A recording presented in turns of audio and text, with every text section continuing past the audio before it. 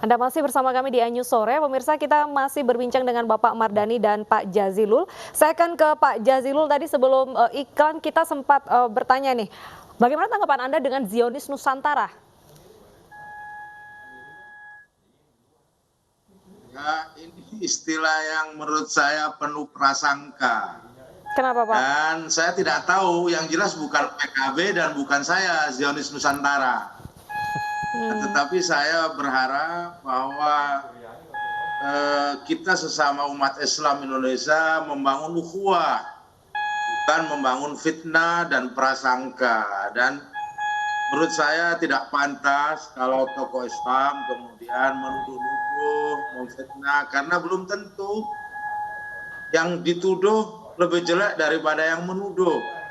Atau yang menuduh lebih bagus daripada yang dituduh. Jadi saya pikir intinya tentu sah-sah saja lah, tapi menurut saya kurang mencerminkan semangat ukhuwah dan keislaman, karena kita tahu bahwa konstitusi kita sudah mengatakan bahwa setiap penjajahan di muka bumi harus dilawan, harus ditolak. Baik. Kok ini malah menuduh saudara sendiri.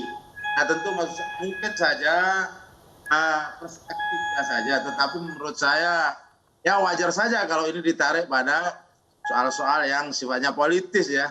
Baik. Jadi kalau sudah tuduhan, labeling gitu, mesti ada muatan-muatan yang, tetapi sah-sah saja. Tapi saya mengajak sebagai dari PKB tentu mengajak kita kuatkan ukhuwah daripada kita capek-capek membuang fitnah. Atau di sana juga sudah terjadi gencatan senjata. Pak Jazilul, jadi Anda beranggapan bahwa Zionis Nusantara malah bisa memecah belah ya?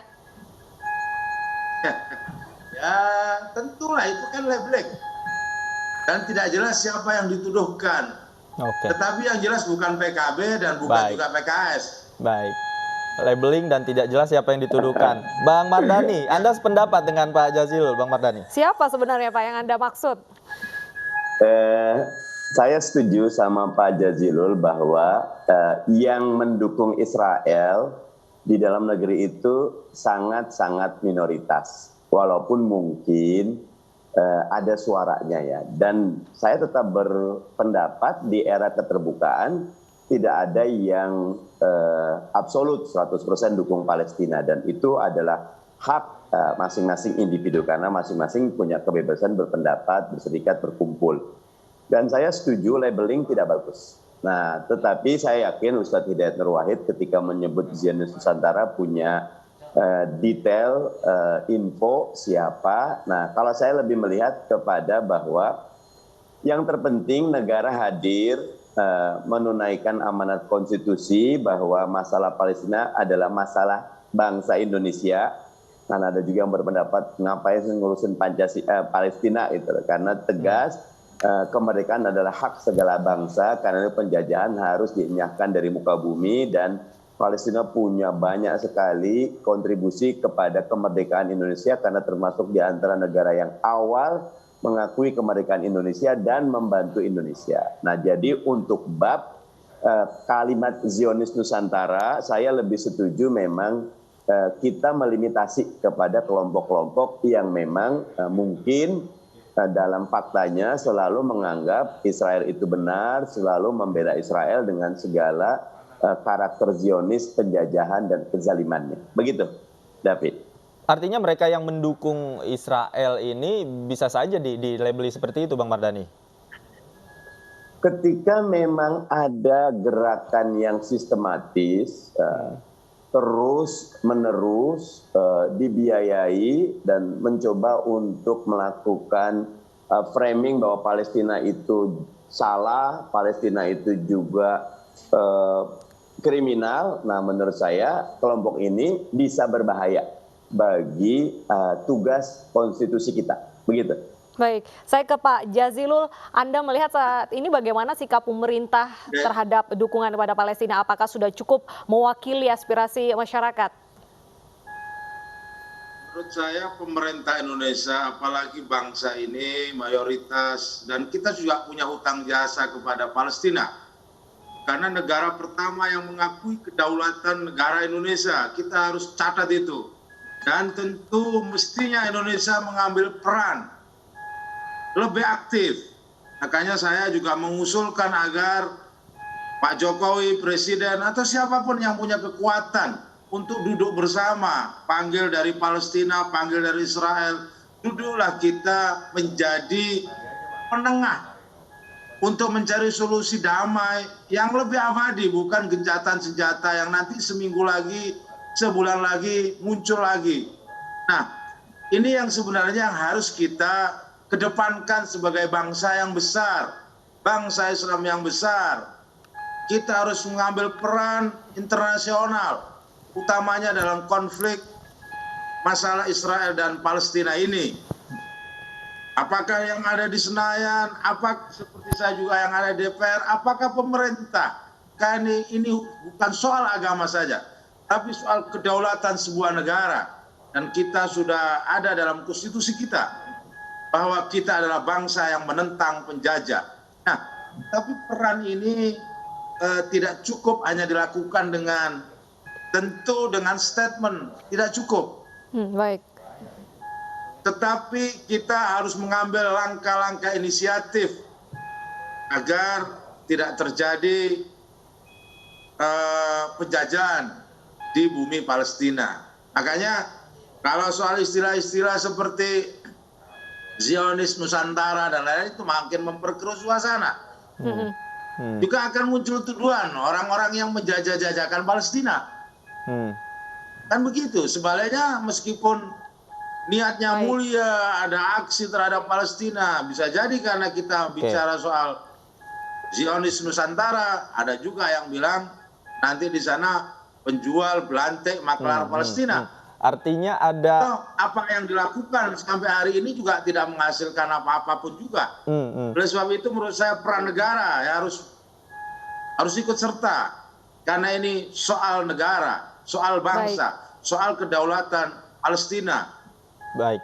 Artinya ada prasangka bahwa kelompok-kelompok yang mendukung Palestina kah ataukah Israel kah ini memiliki muatan-muatan lain itu yang tentunya juga berdekatan dengan nuansa politik, begitu Pak Jazilul? Ya pastinya kalau dimulai dengan prasangka akan terjadi seperti itu. Makanya menurut saya soal Palestina ini jangan kita mengedepankan prejudis, prasangka kepada kelompok tertentu atau orang-orang tertentu. Nanti tuduhan itu akan kembali pada dirinya. Sebab apa? Urusan Palestina dengan Israel itu sudah berulang kali dan itu muncul kembali. Tapi peran negara di mana? Saya ke peran lembaga kemasyarakatan itu yang muncul. Baik, Pak Mardhani, bagaimana tanggapan Anda agar konflik ini antara Israel, Palestina bukan malah membuat Indonesia pecah belah, Pak Mardhani? Sebetulnya mayoritas kita sebagai bangsa, baik pemerintah, Pak Jokowi di isu Palestina ini selalu bersuara, bahkan salah satu isu kampanyenya kemerdekaan Palestina. Kemarin cukup aktif, saya mengapresiasi. DPR kami tegas buat pernyataan, bahkan Badan Kerjasama Antar Parlemen juga bikin pernyataan yang didukung oleh parlemen-parlemen lain di seluruh dunia. Yang masyarakat kita ini luar biasa ya, walaupun tetap untuk demo, pesan saya kalau boleh pesan ya. Boleh Pak, silakan. Bikin demo yang kreatif dan jangan berkumpul dulu ya, karena nyun sewu COVID-19 ini masih punya peluang membesar karena emosi kadang-kadang ketika kumpul protokol kesehatan kita agak terlalaikan. Kita tidak boleh, bahasanya la dororo wala biror gitu. Jangan ngerusak diri, jangan ngerusak orang lain ya. Karena kesehatan mau bela Palestina kalau kita sakit kan susah ya. Tetap harus jaga protokol kesehatan. Saya malah mengusulkan kita rame-rame kampanye di sosial media karena di TikTok, di Twitter, di Facebook, di YouTube, karena itu justru lebih powerful dan lebih bisa menyangkut termasuk dalam bahasa Inggris, dalam bahasa Arab, dalam bahasa Cina, dalam bahasa lain-lain sehingga makin banyak orang yang tahu dan mau terlibat dalam konteks pembelaan Palestina kita ini. Terakhir tentu kita ingin pemerintah lebih aktif ya, ada anggaran yang ditambahkan, ada unit kerja khusus yang dibentuk karena memang lagi-lagi kemerdekaan Palestina adalah amanat konstitusi kita. Dan Bung Karno juga mengatakan bahwa Palestina adalah the last chapter, bab terakhir dari penjajahan yang harus segera kita tuntaskan, hilangkan penjajahan di Palestina. Begitu. Baik, paling tidak kita semua sepakat bahwa apa yang terjadi di Palestina harus dihentikan bersama, kemudian aspirasi harus disampaikan dengan baik. Salah satunya adalah melewati sosial media. Terima kasih Bang Mardhani dan Pak Jazilul sudah bergabung bersama kami di iNews Sore. Selamat sore. Pemirsa, ratusan warga rela antri demi mendapat uang sedekah Rp10.000 di Banyumas, Jawa Tengah. Padatnya antrean menyebabkan acara sedekah tersebut melanggar protokol kesehatan COVID-19.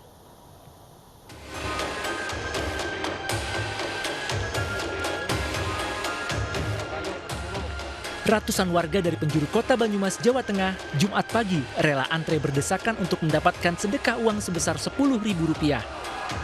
Warga rela antre sejak pagi demi mendapatkan nomor antrean awal di halaman sebuah masjid. Banyaknya warga membuat panitia kewalahan mendeteksi suhu tubuh serta mengatur jarak antrean sehingga mengabaikan protokol kesehatan. Meski sebagian besar mengenakan masker, namun warga seakan tidak khawatir dengan bahaya penyebaran COVID-19. Mereka rela menunggu hingga mendapatkan sedekah uang yang diberikan seorang pengusaha. Setiap hari apa itu? Enggak, hari Jumat. Hari Jumat. Hari Jumat dari Pak Nasir. Oh, berapa itu Pak per orang biasanya? 10.000. 10.000. Iya. Antri ya, harus ngantri ya? Ya, harus ngantri. Dalam acara yang berlangsung setiap hari Jumat ini, tim Satgas COVID-19 Kota Banyumas diharapkan membantu mengatur dan mengedukasi warga untuk mendapatkan uang sedekah. Dari Banyumas, Jawa Tengah, Saladin Ayubi, iNews melaporkan. Jika tadi rela berdesakan demi uang Rp10.000 di Cirebon, Jawa Barat, pemirsa, warga berebut uang sedekah saat tradisi Grebek Syawal di Keraton Kanoman, Cirebon, Jawa Barat. Warga rela berdesakan untuk mendapatkan curak atau uang koin yang dipercaya membawa keberkahan.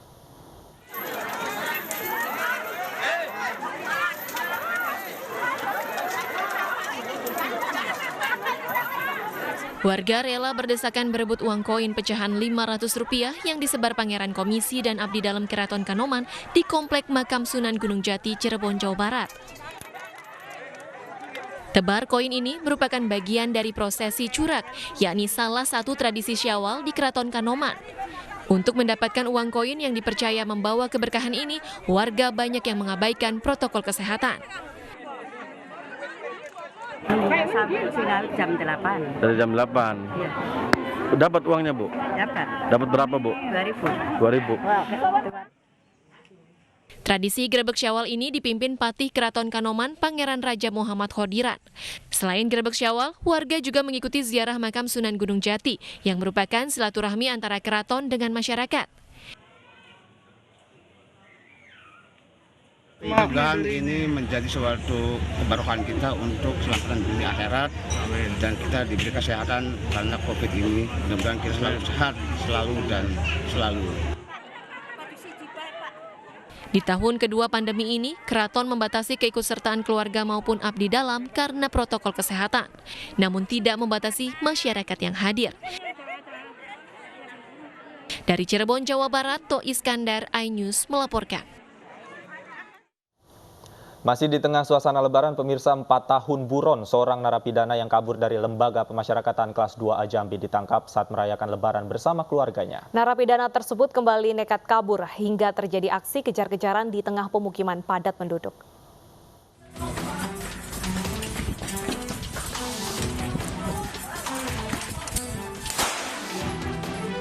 Angga Saputra alias Acong ditangkap polisi saat tengah merayakan lebaran bersama keluarganya di Kecamatan Danau Sipin, Kota Jambi. Namun narapidana ini kembali kabur dan terjadi aksi kejar-kejaran. Narapidana ini akhirnya ditangkap dan dibawa ke Mapolres Jambi untuk diperiksa. 4 tahun lalu, narapidana ini melarikan diri saat tembok lapas jebol karena diterjang banjir. Dirinya divonis 5 tahun 6 bulan penjara dalam kasus tindak pidana penyalahgunaan narkoba. Bersangkutan melarikan diri ke daerah Muara Bungo. Pas kemarin Idul Fitri, narapidana ini pulang ke rumahnya. Mudik lah. Mudik soal dengan keluarga. Dari situlah informasi didapat dan kemudian tim TK Perangkat Hitam melakukan penangkapan kepada narapidana tersebut. Hingga kini polisi masih memburu 8 warga binaan yang masih buron pasca jebolnya tembok lapas karena diterjang banjir pada 14 Juni 2017 lalu. Dari Jambi, Adrianus Susandra, iNews melaporkan. Truk terguling minuman kemasan berserakan di ruas tol Jatiwaringin, Bekasi, Jawa Barat. iNews sore segera kembali usai jeda berikut. Tetaplah bersama kami.